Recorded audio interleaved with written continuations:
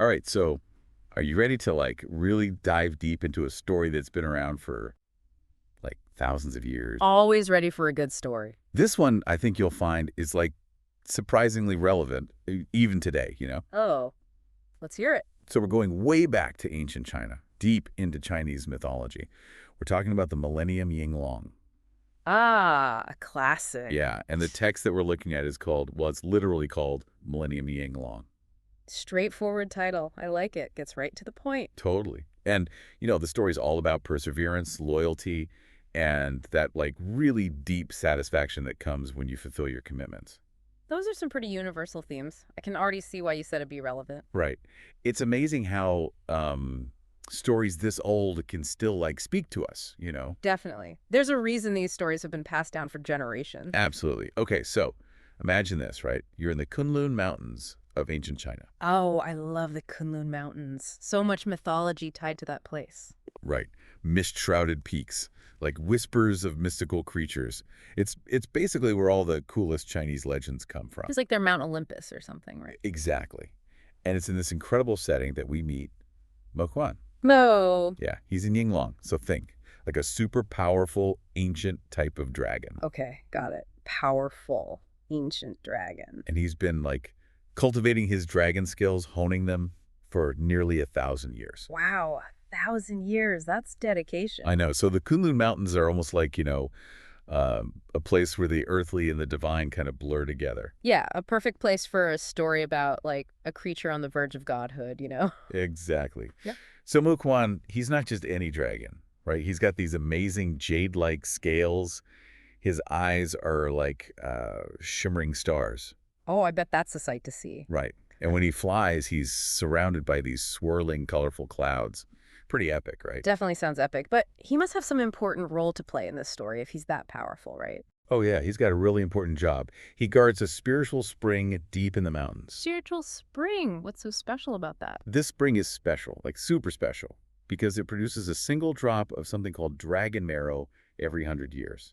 Dragon marrow? I've heard of that, but remind me. Right. So dragon marrow, in Chinese mythology, it's like this, like a super concentrated life force, basically. Yeah. It's supposed to be incredibly potent. Right. It's believed to be able to grant immortality or give someone insane power. Wow. Okay, so guarding that spring, that's no small task. Seriously.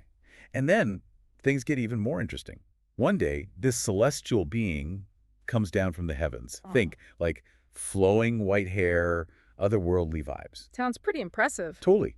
And this celestial being tells Mo Swan, hey, after 1,000 years, you're finally ready to ascend to godhood. Wow, that's got to be exciting news. Right. But there's a catch. Yeah. He's got to survive a trial by lightning first. A trial by lightning. No, intense, right? Seriously intense. And that whole idea of ascending to godhood, that's a pretty big deal in Taoism, right? Oh, huge. It's called Fei Xing, and it's basically the ultimate goal, reaching a level of spiritual enlightenment beyond the human world. So becoming a god, it's not a simple thing. There are challenges. Not simple at all. And Mo Xuan is totally conflicted. I mean, becoming a god, that's the dream.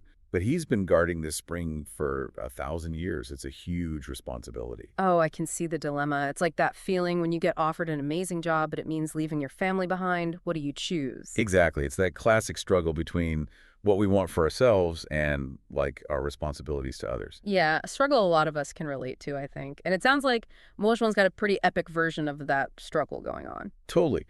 But here's where things get really heartwarming.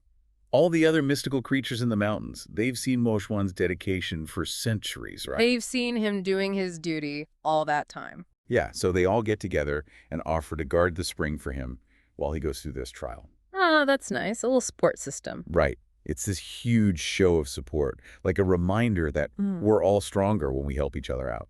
It's a really powerful message, especially in a story this old. Definitely. It really emphasizes that idea of community, of shared responsibility, Yeah. we're all in this together. Absolutely. So Mo Xuan, with the mountain's support, he heads up into the sky to face this lightning trial. Okay, here comes the exciting part.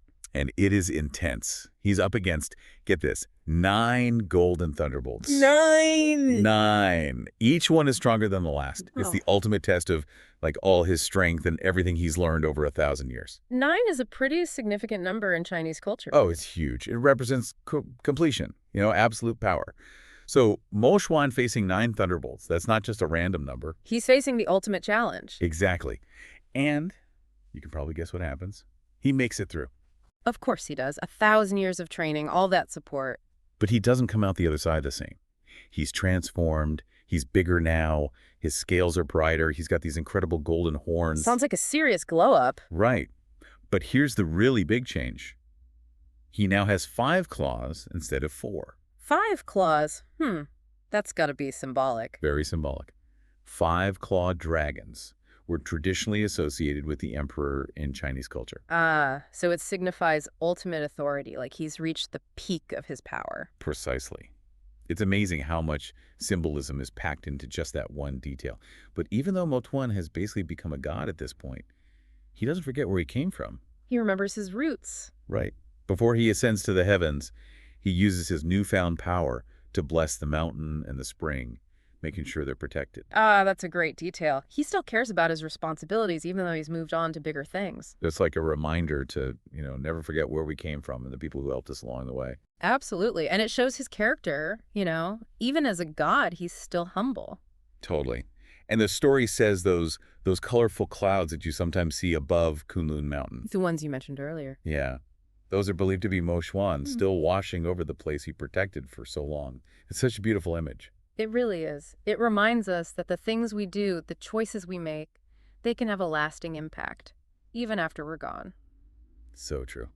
This whole story, it's about perseverance, loyalty, fulfilling your duty. But it also makes you think about the power of community, leaving behind a positive legacy. Definitely. Lots to think about. It really shows that, achieving incredible things, even things that seem impossible, it might actually be within our reach. Very inspiring. Right. So as we wrap up this deep dive, here's something I want you to consider.